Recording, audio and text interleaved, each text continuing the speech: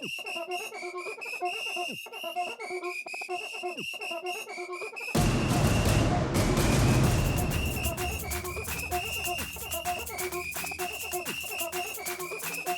can we make the world of sports better told? Hi everyone, my name is Jacob Wiggenstall and I'm the host of the Sport News podcast, a podcast where we interview perspectives you never heard before from the sports world. We dive into interesting conversations with unique people and get to know their stories from the sports world. Basically, we take you through an exciting journey behind the sports front stage. And we do this together with our collaboration partner, Sport Idealisten, the job platform only for the sport industry. Find your dream job or dream candidate today. Head over to sportidealisten.com to learn more. But now, let me introduce you to today's guest. He holds a master in sports, culture, and media, and went from PR and communication within the insurance industry to his first step into the world of sports at Sky Sports 2012. And today he has his own company and delivers his communication expertise to different clients like the Football Association, PUMA, New Zealand Rugby, and more and more. And with that said, welcome to the Sport News podcast, Dan Tunna. Thank you very much for having me.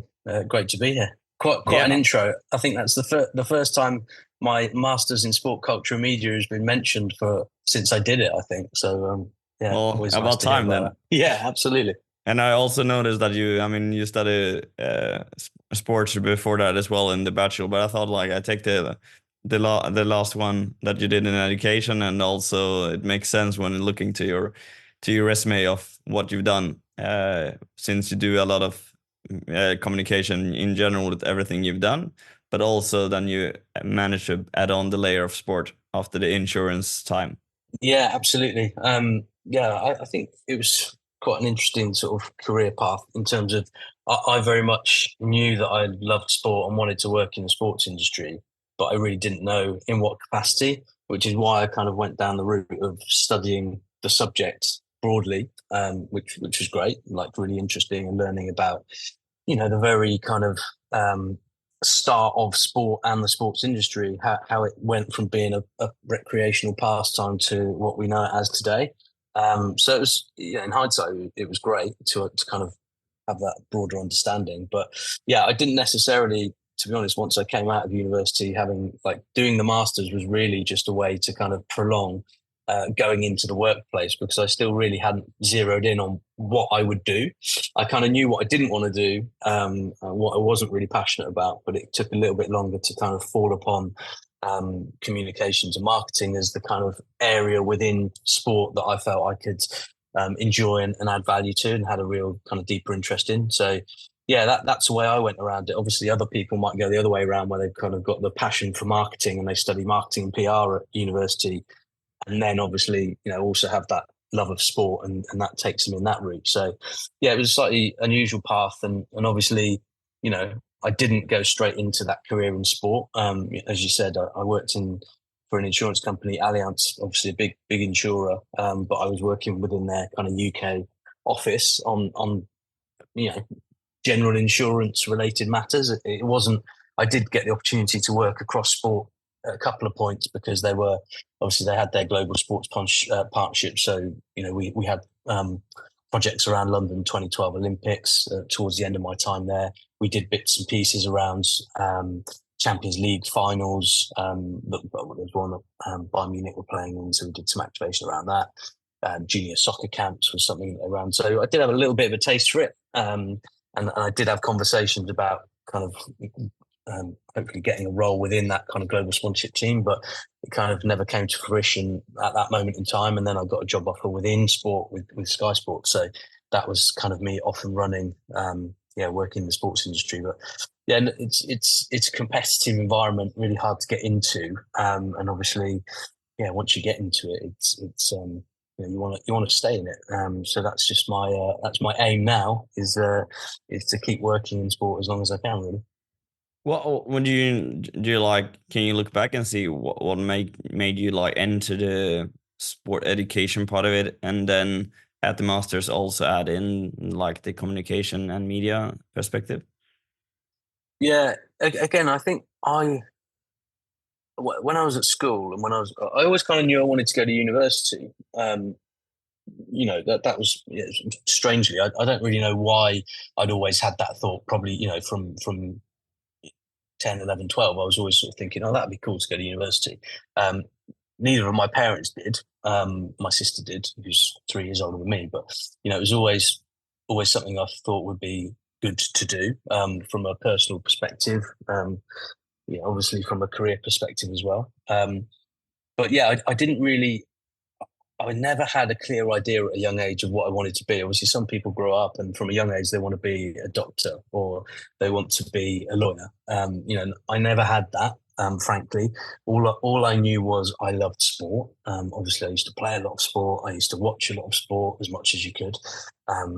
25 years ago, it wasn't quite the same levels of coverage as it is now. But that was really my driver. And then, I think if I had my time again, and if I was advising my kids, I probably would say, look, I know you love sport, but like, don't go and study it. Go and study like business studies or something that's a bit more general that can then be applied to sport.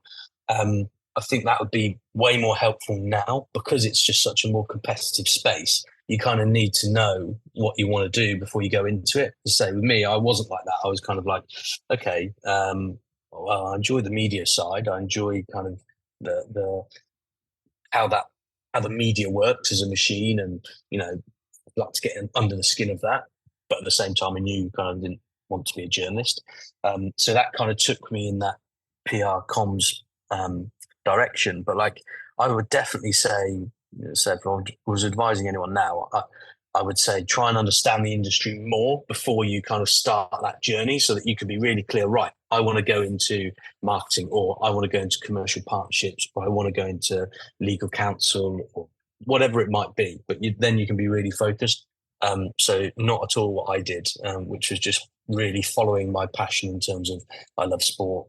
There are degree courses about sport and sociology. So it's not like, obviously you don't just learn about sport, you're learning about sociology and how sport is a tool within that. So it is a bit, I think it sort of dumbs it down a little bit, just said sport. I mean, that's just the prism through which you're studying sociology and different sociological approaches and what have you. So yeah, it was and for me, it was just a way to continue that. Okay, I'm really passionate about this thing. How can I learn more about it and also enjoy the benefits of going to university? That's how I sort of approached it. But as I say, I think now I would do it a little bit differently and be a little bit more, okay, what kind of role do I want to do here? Like, what's my ultimate? And just find out a bit more about that, understand that a bit better, probably take more opportunities to do work experience, but also just like read more. Like there are so many good resources now, some of which existed when I was going through this process, but there are so many great podcasts, websites, sources, newsletters, sources of free information about the sports industry of a really high quality, and you can actually learn a lot before you're even in it. So I think that's a more helpful way to go about building your career in sport now, frankly. What would you say, like when you look back as a kid, or at least when you at least can remember it? What was like one of the first experiences you have looking back with sports?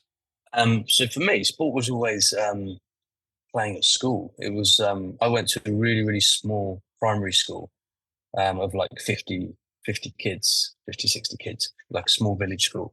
And we had a net. It was essentially the size of a netball court as the playground, but it was gravel and it was at the front of the school. And that used to be our football pitch. So it was playing there with a tennis ball, against a fence, and you'd have obviously fences at both sides, and the kind of poles would be the goalposts. And that was my memories of just running around and kicking a ball and playing with my friends. And then, I started playing like competitive football, but like organized football from like the age of 6. So, quite, I mean, you can start earlier than that these days, I think, but like that was when I first kind of got into it. And then obviously just continued to play all through the age groups, and then actually discovered other sports as well. Like, played tennis and played rugby and golf and other things, but like football was always the first love. And Yeah, obviously it was a much sort of like simpler time. As I said, it's not that long ago, but it's long enough that like you just didn't have this kind of wall to wall coverage of things like you do now. Games were only on like terrestrial TV once a week, maybe if you were lucky.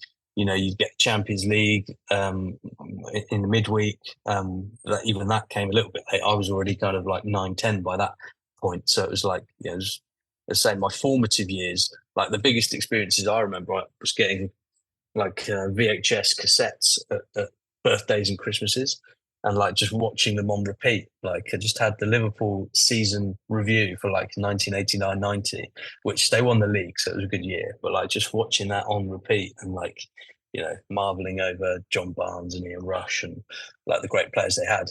And then like I remember the first live experience I think is always quite powerful as well when you actually go to a game or football or whatever sport, but like the scale of it always just seems so huge. Like when you're so small, it just like takes you away. Now ironically went to watch Everton in the first game I ever went to see. I think it was my dad was an Everton supporter, so I really should have been an Everton supporter, but I kind of went down the other side of the family. But we went to see Everton play Southampton. Southampton used to play at a ground called the Dell, which was very small and compact.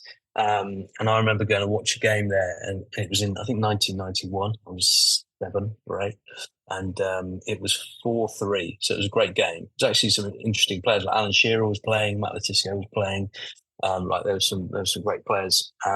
But yeah, after that, it's just like your imagination catches fire, and you're like, "Wow, this is crazy! Like, I want more of this." And I never came from obviously, some people are lucky. Maybe they come from families where their parents are season ticket holders or are going every week, and they're going from a young age. But I was never like that. My parents didn't really, they didn't really play sport themselves. Like that was a kind of one-off treat, and it was Southampton, the nearest sort of Premier League or First Division then ground. So that's kind of why we went there.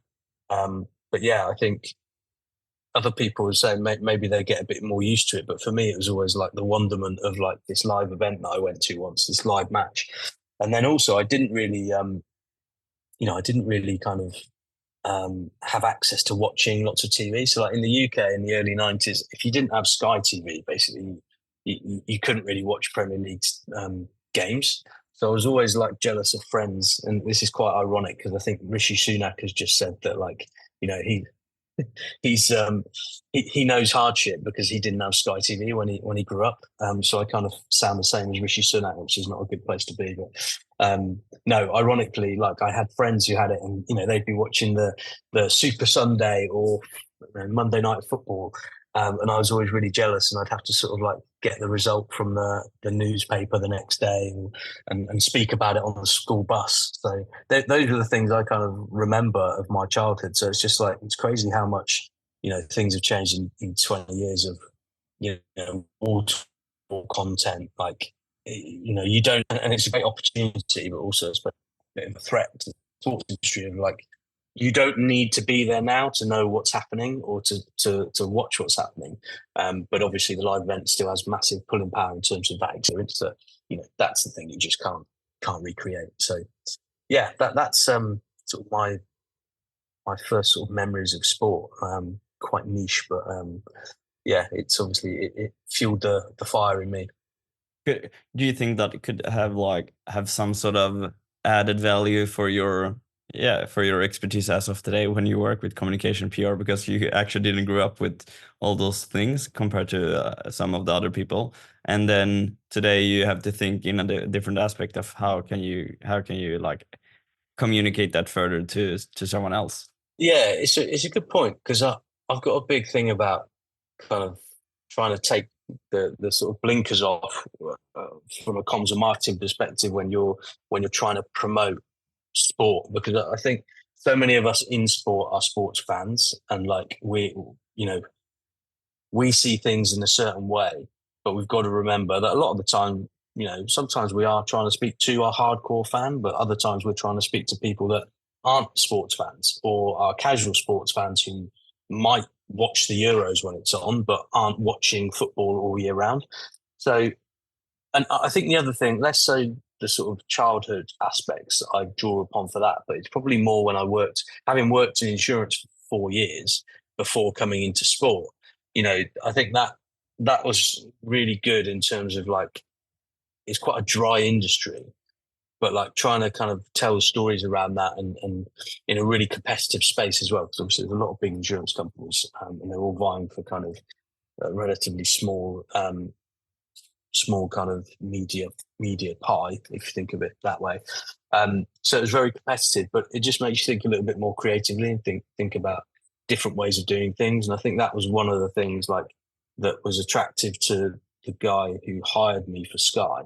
That I had a completely different perspective, because I actually joined Sky for a 6-month contract. So I'd kind of left a full-time job that I'd been in for 4 years and was kind of ascending through the company. And because I wanted to work in sports so much, I was like, okay, now is the time to sort of, dive in and just see how it goes. And if after 6 months they say, sorry, there's no opportunity to renew this, or no job, then I'd kind of be back to square one. But I just felt it was a risk worth taking. And as it turned out, I sort of extended my stay there for 18 months, and the rest is history. But like, I think that the key thing was you need people to have that kind of vision that they don't just need to look for perspectives of sports fans. Say, actually, we're often obsessed with like all the audiences other than the core fan. We're obsessed with how do we reach young people and bring them into sport, or how do we reach mums and a kids audience who might be new to sport entirely, or how do we convert this kind of casual audience to become more passionate fans. So so often you're talking to not yourself, you're talking to people who aren't you, and you really need to kind of listen to and get feedback on what's going to work for attracting those audiences. So it's actually had a big impact. But as I say, it's probably more from that, having that stint not working in sport, than actually anything during my childhood, I would say. Although it does make you probably realise that that there's every type of fan out there. And I was that fan. If I could have afforded Sky TV at the time, as a 12-year-old with my £2 a week pocket money, I would have obviously spent it on that. But it was a bit tricky back then. Yeah, I can imagine. And looking into like some of the work and projects that you have been through, the last few years, could you explain a little bit more of, for example, what you did at the English FA? Yeah. And then we can go Yeah, through for sure. some other cases. Yeah, of course. And so for the last, there's a bit of a potted career history, but so I worked, started my sort of working life at Allianz, working in their comms team, which was kind of a team of 4 or 5 people focused on their UK comms activities. So I kind of progressed from like a comms officer up to a senior comms manager in that time. All the time I was looking, obviously, to kind of get into sport, and had lots of interviews and setbacks, and then finally, after sort of 4 years, got offered this position with Sky Sports. So that was my kind of entry into sport. I spent 18 months at Sky Sports, which was amazing. Like, just great experience, working with really good people, and just visibility to some of the just most amazing sports events you can imagine. I then went and worked for an agency called Pitch, which was, again, a different type of company as well. I think that's important, because I went from a kind of big multinational insurance company to a big national broadcaster and media company, to then a kind of 40-person independent comms agency, where I was working there for 3 years, and my main kind of account was BT Sport at the time, but worked on other brands like the NBA and Yahoo and more. And then after that, 3 years, I kind of just wanted to change. Like I'd done that, and kind of started as an account manager and left as an account director. And it was quite a lean organisation at the time, so the account director role was quite sort of full on, with lots of new business as well as kind of managing clients. And I just wanted to change, and an opportunity with Eurosport came up, which took me to Paris, where I still live now. I spent 3 years working for Eurosport, which was, again, a great experience, back into a big international organisation. Had recently been bought by Warner Brothers Discovery, lots of change happening, not the least of which was the fact they'd won the kind of pan-European rights to the Olympic Games. So that was a major undertaking that I was kind of involved in from a comms point of view, in terms of building a strategy and then rolling that out across their key markets. And then after 3 years of doing this role, I decided that I needed a change. Kind of the opportunities weren't really there for me within the team I was in at the time. So rather than kind of tread water, which is just something that I struggle with in terms of if I no problem staying at a level within a job, but I feel like you need to be constantly developing, and if you're just doing the same things, then that becomes a little bit boring, and yeah, motivation's difficult. So after 3 years of that role, I decided to sort of take the leap and move. And actually at the time, like, I really didn't know what I was going to do. I kind of was applying for jobs, looking around the market, thinking, well, okay, if a good opportunity comes up, then I probably would have gone and taken that role. But like, as luck would have it, as soon as I'd sort of announced that I was available and, going to start kind of consultancy freelance work straight away, a former colleague from Pitch, who latterly was the director of comms at the English FA, Louisa Fines, got in touch and had an interesting project there. So that was how that kind of journey of consultancy started. So I was actually kind of working there. This was obviously 2019, sort of November 2019. So 6 months before kind of COVID. So I had a great project there, looking at their strategy, how they communicated around their venues, because obviously the FA is a multifaceted organisation, from the England football team on the pitch to grassroots football. It covers this massive remit. Within that, it's the owner of Wembley Stadium, and it also owns St George's Park, which is the high performance centre where obviously all of the kind of men's and women's teams and the development age group teams are spending their time. And also there's obviously a lot of high emphasis on high performance and coaching. So my kind of remit in that 6 month period was kind of build a strategy about how they could talk about what they do at these venues more effectively. So that was a great project, and that sort of kicked me off, and that was basically a sort of full-time project with them for 6 months. Obviously COVID then kicked in, and that kind of curtailed that initial stint with the FA. But I actually went back there 9 months later, I think it was, for another project, which again was kind of 6 to 8 months, I think it was in total, and that was helping them to launch their England football brand, which is fantastic, and it's going from strength to strength. And actually, like, there's another company that I now work with, Gold Click, who've recently partnered with them on some content and a storytelling series. So like, that's really taken off the England football brand, which is great to see, because I was kind of there at the beginning and helping them communicate that, which was quite complicated because, when you're seen as the FA and the England football team, and then you kind of launch this sub-brand that was really, it wasn't actually about the England team. It was about all of the grassroots work that they do and all of the programs that they run. So it was very interesting and really complex from like a stakeholder perspective, because there were so many of them, from all of the local county FAs, or Premier League, EFL, like it goes on and on. And then also from a media point of view, actually trying to explain this message and how it's not just a new logo and a new name, but like, this is just how we're, the FA was deciding to kind of like manage its assets moving forward. So, and the FA is obviously it's a very high profile organisation in the UK, like in terms of media interest, it's just off the scale. Everything's under the microscope. And now, as we talk at the end of the group stage of the Euros, it's no different. The FA obviously runs the England football team, hires Gareth Southgate and all of his backroom team. So like, my former colleagues are obviously on the ground supporting from a comms media point of view. And I always think of them at these times, because I know how incredibly stressful that job is. And they're going to have a really tough few weeks of just dealing with requests and managing the message around the performance. And ultimately, unfortunately, the FA, a lot of their success is measured by how well the England football team does, which is really not the way it should be. I mean, there's a hell of a lot of investment and some amazing projects and programs that are being delivered every day all around the country to get people playing football.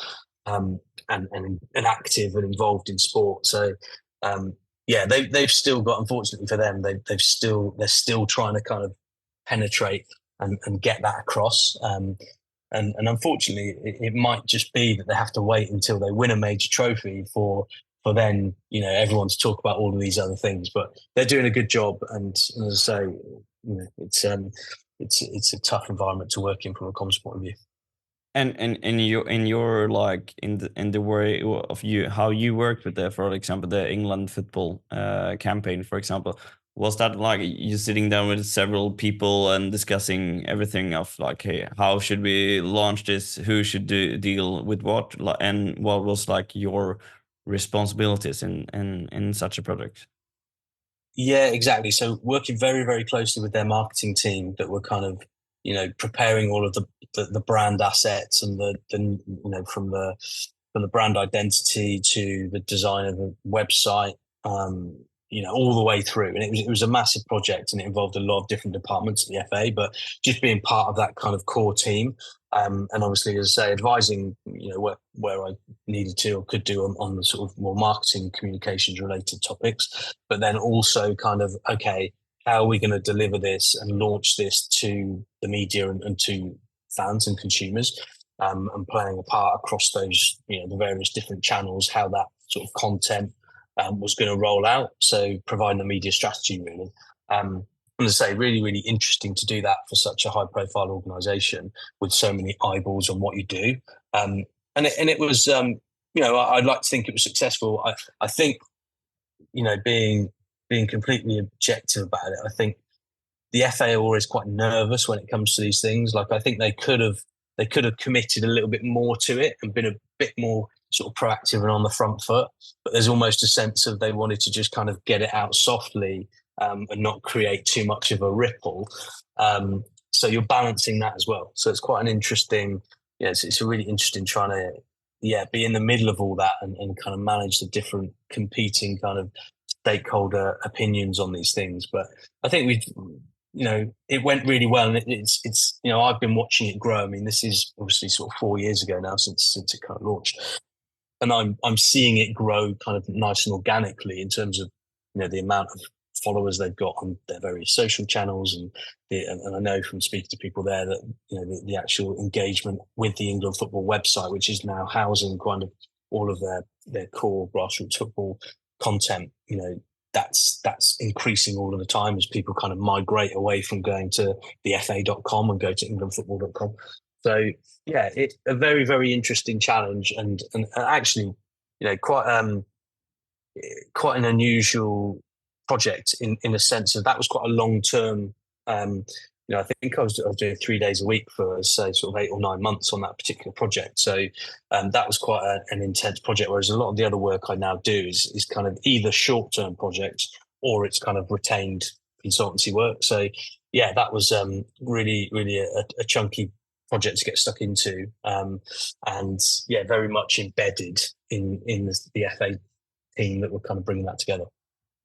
And then you also are a strategic advisor for Tackle Africa. Can you like tell more about what is that all about, the organization, and why are you helping them in as a pro bono, I think, setup? Yes, yeah, that's right. So firstly, I wouldn't want to sort of overplay my advisor role with them. Like, I do provide them with some advice around their marketing and communications efforts, but like it's at a relatively low level. But really, I got introduced to they're actually called Tackle now, so they've had a sort of slight rebrand and withdrawn to Africa, although a lot of their work does still take place in Africa. And look, they do incredible work using the power and popularity of football to deliver HIV and sexual reproductive health and rights to young people mainly across Africa. But I kind of got introduced to them. Actually, a friend of mine, he heads up their fundraising efforts. So, I kind of, just from meeting up with him and talking to him about the work he was doing, I just heard about this amazing organization that, was reliant obviously on lots of volunteering efforts and coaches on the ground in Africa to deliver these educational programs. And it was really inspiring, like him obviously talking about the organization. And, I was like, well, look, if you need any help, please let me know. I'm now working as a sort of as a consultant, so I have a little bit of time, and I can obviously give that to you. So that's how it all sort of started. And look, I was funny enough. I was at a fundraising golf day on Friday, so like just last week, which was brilliant. Raised £10,000 for the organisation.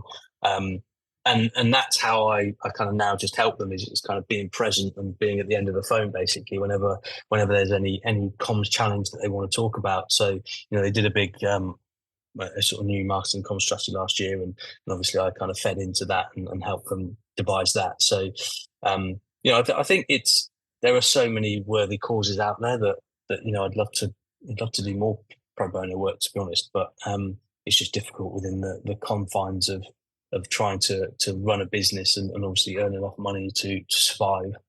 There's only so much of it you can do, but yeah, tackle's definitely one. Like I'd urge people to have a look at it. Like obviously HIV is still the number one killer of adolescents in Africa, so there's just still so much to do. And I think the work that the tackle programs do in helping young people understand, the key sexual health issues, and giving them confidence to kind of make decisions about safe decisions. And just last year, tackle programs reached more than 25,000 people and distributed more than 250,000 contraceptive items. That had a huge impact. So I'd urge people, anyone's got an interest, go and have a look at tackleafrica.org for more info, because they're always looking for people to help out with their fundraising efforts. And obviously, if anyone else is interested in providing them with kind of free services, then they will definitely be interested to hear from you. Oh, that's cool. That's cool. And obviously, there's a lot of different projects that everybody could help out with. But as long as you can find something that you believe in, I think that's the main purpose, because then you will always give it an extra time, so to say, of your time, no matter what. But speaking of like those sort of projects, there's tons of more that you have done, but that would probably be another episode to go through it all. But I thought at the end of it, looking into like some of the challenges that you have either experienced before, but also maybe that you can see a little bit in the near future that you think sports communication should look out for those that are either within the field as of today, or those that are keen to like, I would like to work within sports comms, but I don't know like how, where to start. But hey, maybe these challenges could be good to look out for before you start that sort of career. Yeah, sure. I mean, there's quite a few challenges I think facing communications as a function, really. And look, I'll be relatively kind of top line with it, because you could talk all day about these. But I think first and foremost, like comms has always been a bit of a poor relation in the marketing mix. Always fighting for a seat at the table, often just seen as the kind of last piece of the jigsaw in terms of, okay, we've done all this marketing activity now. Can you just draft a press release and kind of send that to media and make them cover it? And it just doesn't work like that anymore. I think comms needs to be viewed more holistically by organizations. I think the best organizations really kind of embed it in their DNA, because don't forget, we're talking in my role, comms more as kind of external communications, where you're, as I say, trying to tell that company message to media and consumers. But often the best organizations themselves have very effective modes of communication. So internal comms and just culture around communication, transparency of information. And often, if you get that side of it right, actually the external communications kind of, one, it's seen with more importance. And two, it's often just of a higher quality. So I think that's just one interesting point of like comms, really kind of building its own doing its own publicity internally in a lot of these organizations to kind of make sure that it's got that seat at the table. And it's not just, as I say, an afterthought or a thought of, okay, we've got a potential issue or crisis. Now you're important, and now we need you here, and now we need to kind of work on this thing. That's how it sort of typically tends to be at a lot of organizations these days. So I think that's the first thing. As I say, and then generally that sort of positioning within the marketing mix. So I think C-suite has always held marketing as kind of to a higher standard, probably because it's a little bit, it's more measurable, frankly. So, comms it's you can see it in terms of coverage in one sense in the media, but you don't necessarily know beyond the numbers of that publication and how many people visit that page or read that title. You don't really know what impact it's having unless there's a strong call to action. So I think moving forwards, we always talk about measurement for PR, and I think like even more focus has to be given to that, because it will then help the comms positioning within organizations. I think increasingly a lot of comms activity is digitally focused. So whether that's working with influencers or working with online media, but it's moved obviously away from print, where the number of eyeballs dwindling. So finding those kind of measurable mechanisms, whether that's track links or specific calls to action within content, that's going to help kind of from a comms point of view in terms of proving worthiness. I think the other sort of challenge, a couple of last ones. I think, look, the fragmentation of audiences is like a big issue across comms, also across media generally. It's there are so many different places that people are consuming their kind of news anymore. Like the old methods just don't work. Like sending a press release out to a media list is just not like it has a place, but it's just one tactic, and I think you need to be a little bit more astute with how you're trying to tell your story and do it across multiple. Every story has multiple different angles for different types of media and different types of audiences. So I think you just really need to consider that when when you're planning campaigns and planning announcements. I think the final thing is an issue for everyone, right? It's AI and how that impacts upon our role. I have a really interesting recent example. Like obviously I think part of comms problem is everyone thinks they can do it. Like, oh, it's just writing press releases. Oh, I can do that myself. But there is a skill to it. A recent client who will remain nameless, but and it's actually through an agency I work with, but we drafted something for them and sent it to them, and they kind of ran it through an AI tool, which then completely rewrote this release and kind of made it very mechanical. And it just read awfully, but they were kind of like, oh, well, no, this is how, it's got a really good readability score on this AI tool. And sometimes it just doesn't work. And you really need to step back. AI's got a place to help in comms and every industry, but also there's nuance that only a human brain can deliver. And I think we just need to be really careful about that, because, you can fall into a trap of becoming very inauthentic very quickly. Yeah, I got it. And how can people connect with you then after this? Yeah, you can connect on me quite simply via LinkedIn, Dan Tunna, at X now, at Dan Tunna, on Instagram if you want to see pictures of my kids. And there's probably another method. Oh, you can email me, dantunna@gmail.com. Perfect. Well, thanks for having this time and setting this up. And thanks for all guests that are listening to this. Find out more at Sport Juice Podcast at Instagram. And hopefully we see each other and keep up the conversation in the near future as well. So thanks, Dan, for taking time. Thank you for having me. Really appreciate it. Enjoy, everyone else, and see you in the next episode.